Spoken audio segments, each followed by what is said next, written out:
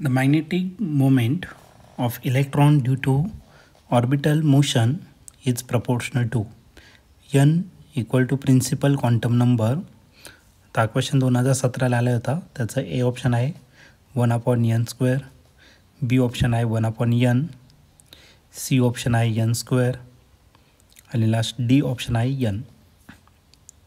तर या 4 ऑप्शनपैकी या क्वेश्चनचं करेक्ट आन्सर काय असलं पाहिजे तर आपण याला सॉल्व करूया आणि मग डिसाईड करूया. तर सर्वात पहिले एक काम करू, आपण मॅग्नेटिक डायपोल मोमेंट या ठिकाणी आपण फाइंड करू. ठीक आहे, मग त्याचा फॉर्म्युला घेऊन टाकू. मॅग्नेटिक डायपोल मोमेंट आणि याचा फॉर्म्युला जो असतो तो असतो IA करंट इंटू एरिया.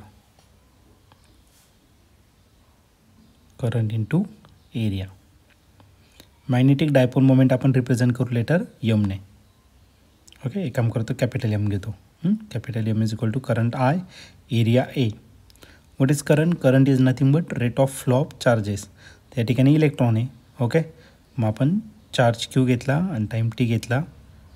एक काम करतो, चार्ज इज घेऊन टाकतो, इलेक्ट्रॉन आहे ना, मग इलेक्ट्रॉन आपण आणि एरिया असेल πr². ओके, आता पुढच्या केसमध्ये आपण टीची व्हॅल्यू पुट करणार. टी म्हणजे टाईम, त्याच्यासाठी आपण स्पीडचा फॉर्म्युला यूज करणार. आणि स्पीडचा जो फॉर्म्युला आहे तर तो आहे डिस्टन्स अपॉन टाईम. डिस्टन्स किती असणार? 2π सर्कम्फरन्स अपॉन टाईम. म्हणून या ठिकाणी टाईम जर घेतला तर तो किती भेटेल आपल्याला? 2πr/v. या ठिकाणी पुट करून टाकू, टीच्या जागी 2πr/v आणि इंटू राहिला तुमचा πr². त्याच्या बऱ्याचशा टर्म कॅन्सल होतील, जसं की पायसोबत पाय कॅन्सल झाला, एक आर काय झाला? कॅन्सल झाला.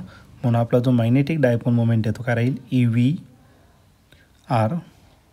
EV/r divided by 2. एक काम करू, याला इक्वेशन 1 आपण या ठिकाणी कन्सिडर करू. इक्वेशन 1 आता फाईंड करायचं आपल्याला अँग्युलर मोमेंटम फाईंड करू दुसरं. ओके, मग त्याच्यासाठी आपण अँग्युलर मोमेंटम घेणार आणि या अँग्युलर मोमेंटमचा फॉर्म्युला असतो moment of inertia into angular velocity I omega. Okay, I म्हणजे करंट नाही, आय म्हणजे मोमेंट ऑफ इनर्शिया. आणि दुसरा फॉर्म्युला MVR. मग एल इज इक्वल टू, एक काम करतो, MVR हा फॉर्म्युलाच घेतो. M म्हणजे मास, इलेक्ट्रॉनवरती मास. हे झालं सेकंड इक्वेशन. मग आता इक्वेशन 1ला इक्वेशन 2ने काय करू? डिवाईड करून टाकू. म्हणजे dividing equation 1 by equation 2. Equation 1 आहे तुमचं M.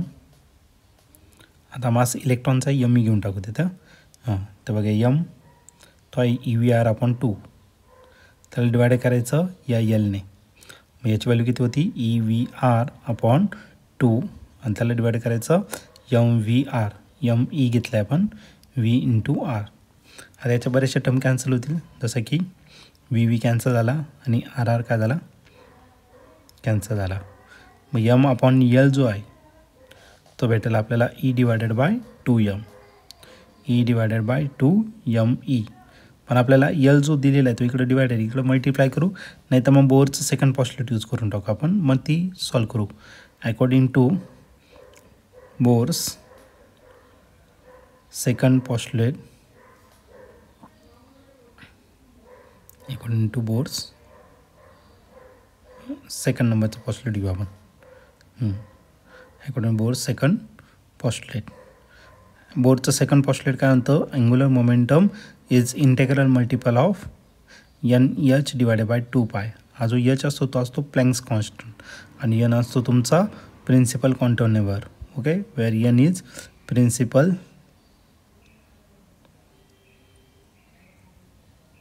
Principal quantum number.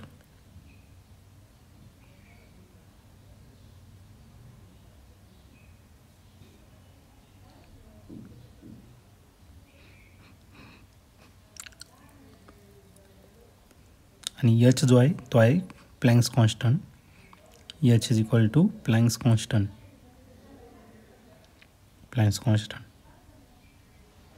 आता या दोन्ही व्हॅल्यू आपल्याला भेटल्या Lची जागी आपण टाकून देऊ. मग याला इक्वेशन 3 कन्सिडर करू आणि या 3मध्ये आपण ती व्हॅल्यू पुट करणार. Okay, therefore equation 3 becomes equation 3 काय भेटेल, यम डिवायडेड बाय यल, यलच्या जागी टाकणार NH divided by 2π is equal to E divided by 2ME. आता ही जी टर्म इकडे डिवाइड आहे तिकडे काय करा, मल्टिप्लाय. मग M is equal to E divided by 2ME into NH divided by 2π. 2 टूचा किती होणार 4.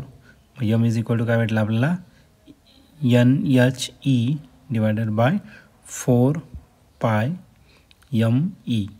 तर याच्यामध्ये जर तुम्ही बघितलं तर हा आपला H कॉन्स्टंट आहे, E कॉन्स्टंट आहे, 4π कॉन्स्टंट आहे, ME कॉन्स्टंट आहे. मग राहिलं काय फक्त N आपला. ठीक आहे. मग आपण असं म्हणू शकतो की आपला मॅग्नेटिक डायपोल मोमेंट जो आहे तो फक्त डिपेंड आहे कशावरती, N वरती. आणि ते कसं, डायरेक्टली. म्हणून magnetic dipole moment is directly proportional to the N. Okay.